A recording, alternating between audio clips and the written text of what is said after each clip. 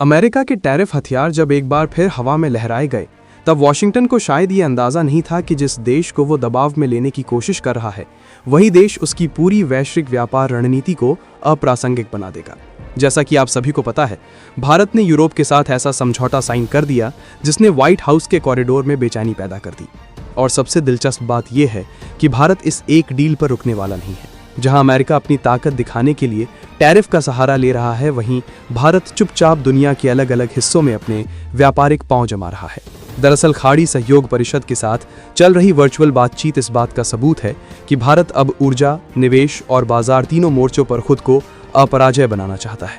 Saudi अरब, UAE, Qatar, Kuwait, Oman और Bahrain जैसे देश जो कभी अमेरिका की रणनीतिक धुरी माने जाते थे, अब भारत के साथ गहराते व्यापारिक रिश्तों की ओर बढ़ रहे हैं। ये वही खाड़ी क्षेत्र है जहां अमेरिकी प्रभाव को कभी चुनौती नहीं दी जाती थी, लेकिन आज भारत वहां सम्मान और साझेदारी की भाषा में बात कर रहा है। यहीं से कहानी और दिलचस्प हो जाती है। भारत की नज़र अब सिर्फ एशिया या यूरोप तक सीमित नहीं है। लैटिन अमेरिका जैसे इलाके जिन्हें अमेरिका अपना पिछवाड़ा मानता रहा है, वहां भी भारत ने दस्तक दे दी है। चिली के साथ व्यापार समझौता लगभग अंतिम चरण में पहुंच चुका है और ये डील होते ही दक्षिण अमेरिका में भारत की आर्थिक मौजूदगी को नई ताकत मिलेगी। ये वही क्षेत्र है जहां अमेरिका दशकों से अपनी पकड़ मजबूत समझता रहा है। भारत का वहां प्रवेश ये दिखाता है कि नई दिल्ली अब किसी भी भू राजनीतिक सीमा को स्वीकार करने के मूड में नहीं है। बजट के बाद इन वार्ताओं को तेज करने की तैयारी इस बात का संकेत है कि भारत अपनी आर्थिक रणनीति को सरकारी घोषणाओं तक सीमित नहीं रखता, बल्कि उसे जमीन पर उतारने में विश्वास करता है। कनाडा के साथ तेज होती बातचीत भी इसी बड़े खेल का हिस्सा है। अमेरिका का करीबी माना जाने वाला कनाडा अब भारत के साथ व्यापार समझौते पर गंभीरता से आगे बढ़ रहा है। वाणिज्य और उद्योग मंत्री पीयूष गोयल का प्रस्तावित कनाडा द्वारा सिर्फ औपचारिक यात्रा नहीं, बल्कि उस बदलते समीकरण का हिस्सा है जिसमें अमेरिका अकेला पड़ता जा रहा है। कनाडाई प्रधानमंत्री का संभावित भारत दौरा इस बात की ओर इशारा करता है कि ओटावा अब अपने आर्थिक भविष्य को सिर्फ वॉशिंगटन के चश्मे से नहीं देखना चाहता। यह स्थिति अमेरिका के लिए असहज है, क्योंकि उसके पारंपरिक साझेदार अब विकल्प तलाश रहे हैं और भारत वो विकल्प बनकर उभर रहा है। खुद पीयूष गोयल के बयान इस बदलती तस्वीर को और साफ कर देते हैं। अमेरिका, कनाडा, चिली, जीसीसी हर मोर्चे पर भारत की बातचीत ये दिखाती है कि नई दिल्ली अपनी शर्तों पर खेल रही है। भारत अब उन देशों के साथ रिश्ते मजबूत कर रहा है जहां उसे आर्थिक लाभ के साथ साथ रणनीतिक और भू राजनीतिक मजबूती भी मिलती है। ये मॉडल अमेरिका के उलट है, जो अक्सर दबाव और शर्तों के सहारे रिश्ते बनाता रहा है। भारत की ये नीति उसे एक भरोसेमंद साझेदार के रूप में स्थापित कर रही है, जबकि अमेरिका की छवि एक अस्थिर और स्वार्थी शक्ति की बनती जा रही है। पिछले कुछ वर्षों में भारत ने जिस तरह से बड़े बड़े व्यापार समझौतों पर हस्ताक्षर किए हैं, वो साफ करता है कि वैश्विक आर्थिक शक्ति का केंद्र धीरे धीरे शिफ्ट हो रहा है।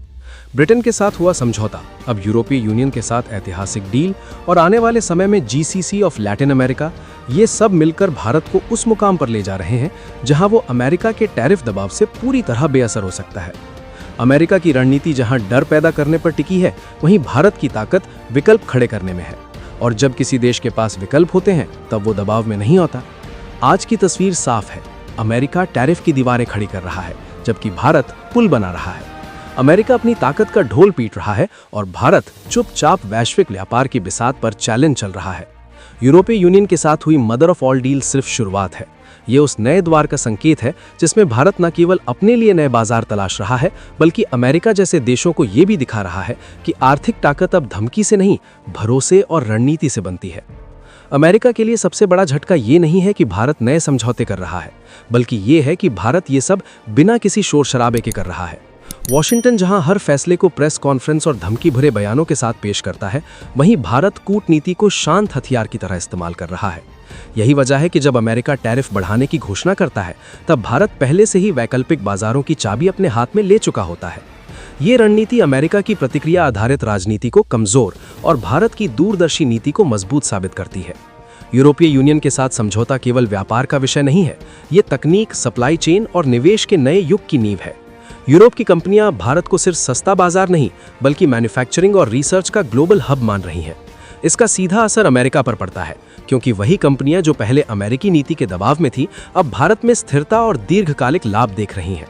ये बदलाव बताता है कि भरोसा अब डॉलर की धमकी से नहीं, बल्कि नीति की निरंतरता से बनता है। खाड़ी देशों के साथ भारत की बातचीत ऊर्जा से कहीं आगे निकल चुकी है।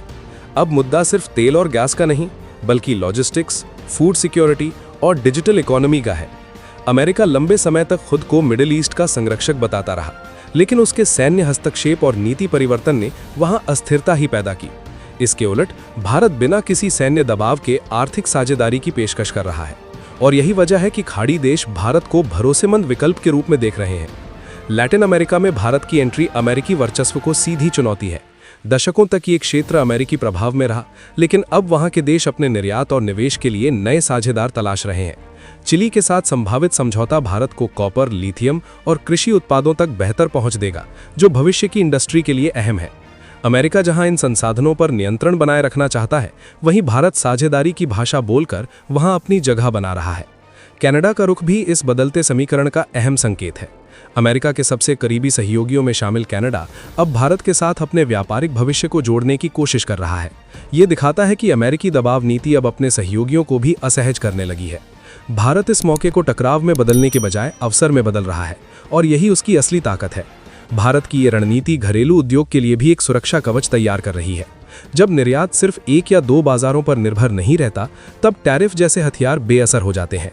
अमेरिका की अर्थव्यवस्था अभी भी आयात निर्यात के झटकों से जूझ रही है, जबकि भारत धीरे धीरे अपने जोखिम को फैलाकर स्थिरता हासिल कर रहा है।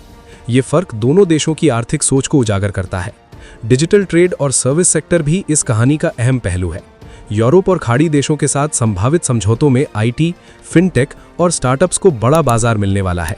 अमेरिका लंबे समय तक टेक्नोलॉजी का केंद्र रहा, लेकिन वीजा पॉलिसी और संरक्षणवाद ने उसकी छवि को नुकसान पहुंचाया है। भारत यहां खुलापन और टैलेंट का भरोसा देकर आगे निकल रहा है। वैश्विक सप्लाई चेन में बदलाव भी भारत के पक्ष में जा रहा है। चीन पर बढ़ती निर्भरता से परेशान कई देश अब भारत को वैकल्पिक मैन्युफैक्चरिंग बेस के रूप में देख रहे हैं। अमेरिका इस बदलाव को नियंत्रित करना चाहता है, लेकिन उसकी आंतरिक राजनीति और नीतिगत अस्थिरता उसे पीछे खींच रही है।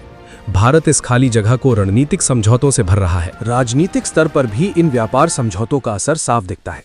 जब देश आर्थिक रूप से जुड़े होते हैं, तब कूटनीतिक समर्थन अपने आप मजबूत होता है। यूरोप और खाड़ी देशों के साथ गहरे आर्थिक रिश्ते भारत को अंतर्राष्ट्रीय मंचों पर अतिरिक्त वजन देते हैं। अमेरिका की एक तरफा नीति उसे कई मुद्दों पर अकेला छोड़ रही है, जबकि भारत गठबंधनों के जरिए अपनी आवाज मजबूत कर रहा है। रुपए और स्थानीय मुद्राओं में व्यापार की संभावनाएं भी अमेरिका के लिए चिंता का विषय है। डॉलर आधारित व्यवस्था पर अमेरिका की पकड़ कमजोर पड़ती दिख रही है। भारत अगर अपने नए साझेदारों के साथ वैकल्पिक भुगतान तंत्र विकसित करता है, तो ये अमेरिकी वित्तीय दबदबे को सीधी चुनौती होगी।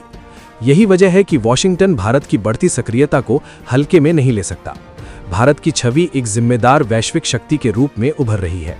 वो ना तो किसी पर प्रतिबंध थोप रहा है, ना ही धमकी दे रहा है। इसके उलट वो साझेदारी, विकास और साझा लाभ की बात कर रहा है। अमेरिका की छवि इसके विपरीत एक ऐसे देश की बनती जा रही है जो अपनी गिरती पकड़ को बचाने के लिए आक्रामक फैसले ले रहा है। इन समझौतों का सामाजिक प्रभाव भी कम नहीं है। भारत में रोजगार, स्किल डेवलपमेंट और मैन्युफैक्चरिंग को सीधा फायदा मिलेगा। अमेरिका जहां अपनी इंडस्ट्री को बचाने के नाम पर दीवारें खड़ी कर रहा है, वहीं भारत वैश्विक अर्थव्यवस्था में खुद को जोड़कर आगे बढ़ रहा है। ये सोच का फर्क ही असली मुकाबला है। भविष्य की राजनीति में व्यापार सबसे बड़ा हथियार बनने वाला है। भारत ने ये समझ लिया है और उसी हिसाब से अपनी चालें चल रहा है। अमेरिका अभी भी पुराने मॉडल पर टिका हुआ है, जहां दबाव से काम चलाया जाता था। बदलती दुनिया में ये मॉडल कमजोर पड़ रहा है और भारत इसका सबसे बड़ा उदाहरण बनकर उभर रहा है।